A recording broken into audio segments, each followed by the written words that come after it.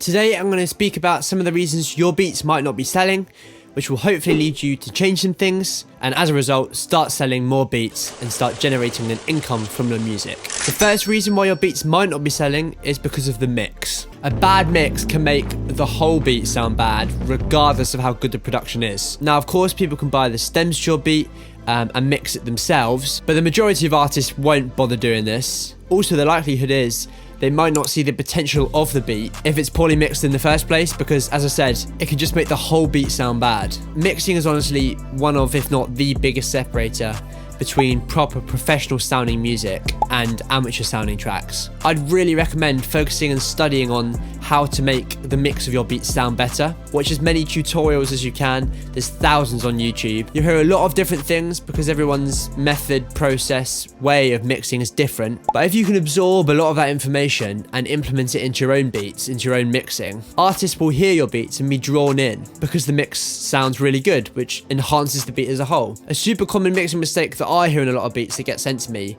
is a really simple one. It's literally the balance between the drums and the melody. A lot of the time, one is way too loud and the other one's way too quiet. The best way to mix your beats better, in my opinion, is to use reference tracks. And that's as simple as searching up on Spotify a song you really like, preferably in a similar style to the beats you're making, and compare your mix to that mix. That's a really easy way to find out what you need to do to make your mix sound better, and in particular that little common mistake which I just mentioned, it's a really easy way to fix it. Because if you just listen for the balance between the drums and the melody in that song, you'll be able to match it in your beat and know that it's now better. Another reason why your beats might not be selling is because of poor arrangement. It's all well and good having a beat with a catchy chorus or hook, but if the rest of the beat stinks, there's no point in the artist buying it because they're going to want to make a full song. And I think this is something very easily neglected, especially in this current time when everything, including music, is in clips and you only hear a chorus of a song. But you've got to remember the people buying your beats are artists who are going to want to make full songs. So make sure to put a lot of attention into the verses of your beats as well as the chorus. Take things out and bring things in throughout the whole beat to make it more interesting. Slightly change the arrangement of the second verse compared to the first verse. Again, that will make it more interesting. Also, a little extra one here while I'm on the topic is to make the different parts of your beat transition together better. That's something that can really improve your beat to make them sound better to artists. If a beat doesn't sound like it flows into each part and doesn't sound that natural, people aren't going to buy it. So use transition effects like whooshes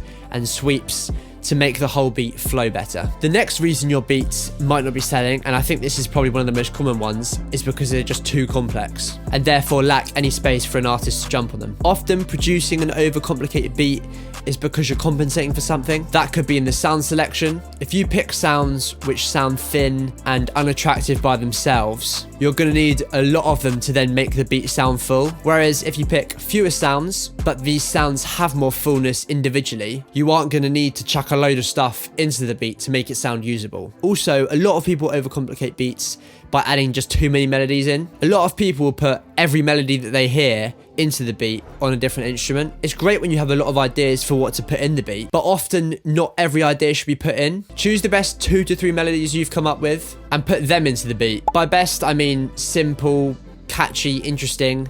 I do not mean the most impressive, the most difficult. Often people overcomplicate beats because they want to prove to people that they are musically advanced. You really aren't proving anything by doing that, especially if you want to get artists on your beats. It's about complimenting the artist. The final reason your beats might not be selling is because they're unattractive. Now that might sound a bit weird, but what I mean by that is there's just not that much in the beat for the listener and artist to grab a hold of. There needs to be something that the artist finds either catchy or unique or just interesting, whether that's a nice clear chord progression that's inviting, a melody in the hook which repeats, a particular drum pattern. I think to make a beat more attractive, there has to be an element of repetition so that, as I say, the artist has something to grab a hold of in the beat. Obviously you don't want to make things too repetitive, but just make sure the sounds in the beat are distinctive and that it's easy for the artist to add their own vocal melody to the beat or particular rhythm. There we go. There are some things to look at and see if they apply to your own beats, and if they do the best you can to change them and take some of that on board, and who knows, maybe you might start selling more beats. Join the producer Discord, first link in the description. We're about to start a beat competition in there with a prize for the winner, so feel free to join that. It would mean the world if you could like, subscribe and share this video,